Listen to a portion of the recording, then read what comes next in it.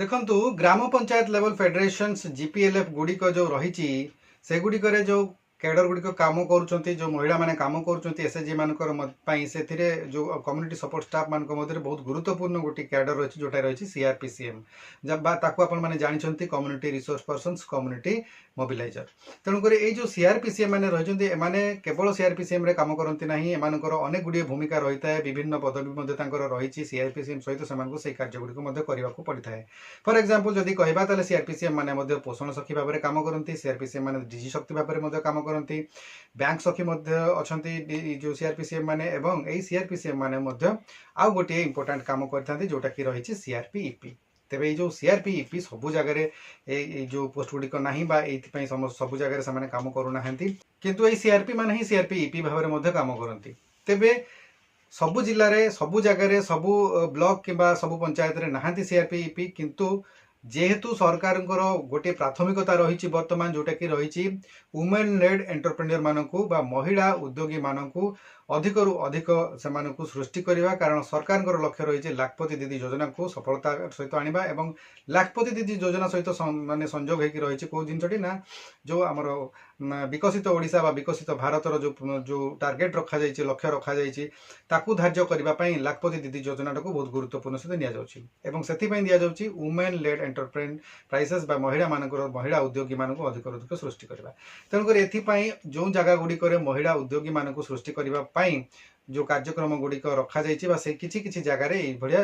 जो सीआरपीईपी माने नियोजित अच्छा एमानकर किभली भाव में काम करते सीआरपीईपी कौन डिटेल रे मु आपको आज ये वीडियो रे कहि तो संक्षिप्त हो पारे आ अधिका डिटेल जदि चाहिए ताले मुझे तो परवर्ती वीडियो आहरी डिटेल रे आपण मानकु ए विषय कहि किंतु आज आपको सीआरपीईपी संविधान संक्षेप रे किछि आपनको कहि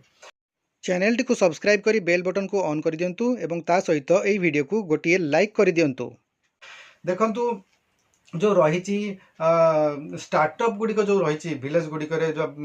जो ग्रामीण अंचल गुड़िक जो उद्योग गुड़िक आरंभ कर छोट धरणर जो उद्योग गुड़िक रही स्टार्टअप बोली आम कहूँ से स्टार्टअप विलेज एंटरप्रेन्योरशिप प्रोग्राम बा एसवीईपी कार्यक्रम अधीन रही माइक्रो एंटरप्राइज डेवलपमेंट प्रोग्राम एवं यार मुख्य उद्देश्य रही किभली भाव में अधिक रु अधिक ग्रामीण अंचल में जो मैंने एसएचजी महिला अच्छा से अधिक रु अधिक किभली भाव में जो उद्योगी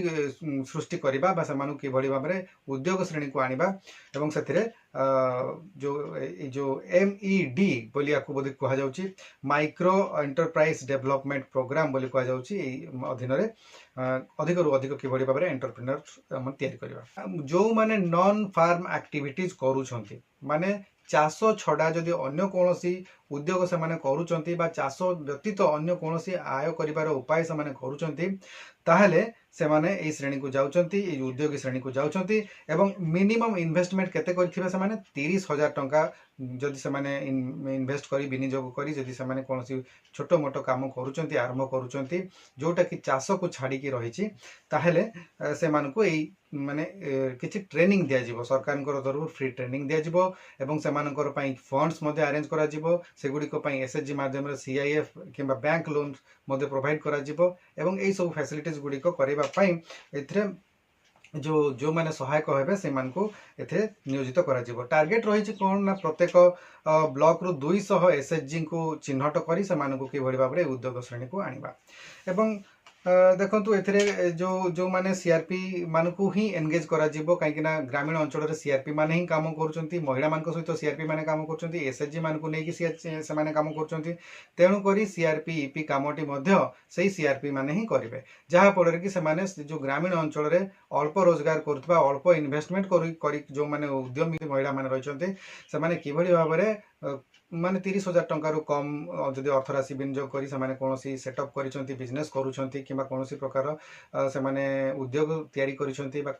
चाष छड़ा कोन किछि करूछंती आय व्ययर जदि से माने किछि व्यवस्था करि पारिसंती त से मानकु से माने चिन्हट करिवे एवं यही जो सीआरपीईपी माने रहिचंती एमानकर नियुक्ति पाई समानकु मध्य किछिटा रहिछि तांकर क्राइटेरिया रहिछि सेतिरे कोन क्राइटेरिया रहिछि ना मुख्यतः देखंतु जणे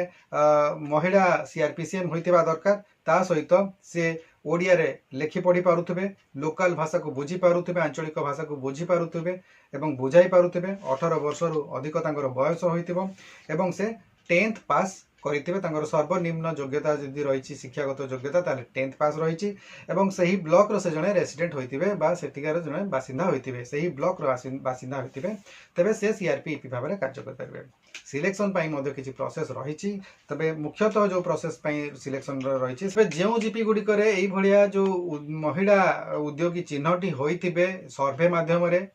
ସେମାନଙ୍କର ମାନେ ସେମାନଙ୍କ କାମକୁ ସହଜ କରିବା ପାଇଁ ସେଇ ଜାଗାରେ ସିଆରପିଇପି ମାନଙ୍କୁ ନିଯୁକ୍ତି ଦିଆଯିବ ଏବଂ ଏଇ ସିଆରପିଇପି ଯେଉଁ ଅଛନ୍ତି ହୁଏତ ଗୋଟିଏ ଜିପିରେ ଏକାଧିକ ଜଣ ଆବେଦନ କରିଥିବେ ସେଇ କାର୍ଯ୍ୟଟି କରିବା ପାଇଁ। ଯଦି ଆବେଦନ କରୁଛନ୍ତି ଏକାଧିକ ତାହେଲେ ସେଇ କ୍ଷେତ୍ରରେ କ'ଣ ରହିଛି ନା ଯେଉଁମାନଙ୍କର ଯେଉଁ ସିଆରପିସିଏମଙ୍କର ବୟସ ଅଧିକ ଥିବ ତାଙ୍କୁ ଚୟନରେ ପ୍ରାଥମିକତା ଦିଆଯିବ ଏବଂ ଯଦି ବୟସ ଛଡ଼ା ଯଦି ମନେକର ଶିକ୍ଷାଗତ ଯୋଗ୍ୟତା ଦେଖିବେ ଶିକ୍ଷାଗତ ଯାହାର ଯୋଗ୍ୟତା ଅଧିକ ହୋଇଥିବ ତାଙ୍କୁ ମଧ୍ୟ ଏଥିରେ ପ୍ରାଥମିକତା ଦିଆଯିବ କିମ୍ବା 10th ମାର୍କ ଯଦି ତାହାର ଅଧିକ ଥିବ ତାଙ୍କୁ ମଧ୍ୟ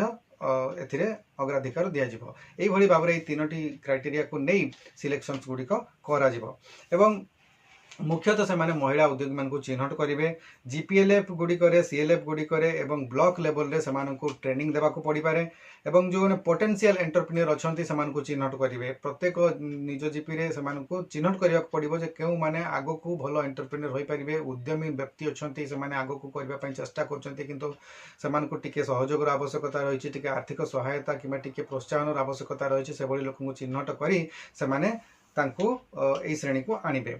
ଲୋନ୍ ଫଲୋଅପ୍ ସେମାନଙ୍କୁ କିଭଳି ଭାବରେ ଲୋନ୍ ଯୋଗାଇ ଦିଆଯିବ ଏବଂ ସେଇ ଲୋନ୍ ଗୁଡ଼ିକ ଫଲୋଅପ୍ କିଭଳି କରାଯିବ, ସେମାନେ ଠିକ୍ ଭାବରେ କିଭଳି ଲୋନ୍ ଗୁଡ଼ିକୁ ସୁଝିବେ ଏବଂ ଲୋନ୍ ସେମାନଙ୍କୁ କିଭଳି ଟାଇମ୍ରେ ପାଇପାରିବେ, ଏହିସବୁ ଜିନିଷ ଗୁଡ଼ିକ ମଧ୍ୟ ସେ ତଦାରଖ ଗୁଡ଼ିକ ମଧ୍ୟ ସିଆରପିଇପି କରିବେ। ତ ଏଇଟା ଥିଲା ସଂକ୍ଷେପରେ କିଛି ମୁଁ ଆପଣମାନଙ୍କୁ କହିଲି ସିଆରପିଇପି କେଉଁମାନେ କାମ କରୁଛନ୍ତି ଏବଂ କେଉଁମାନେ ଏଥିରେ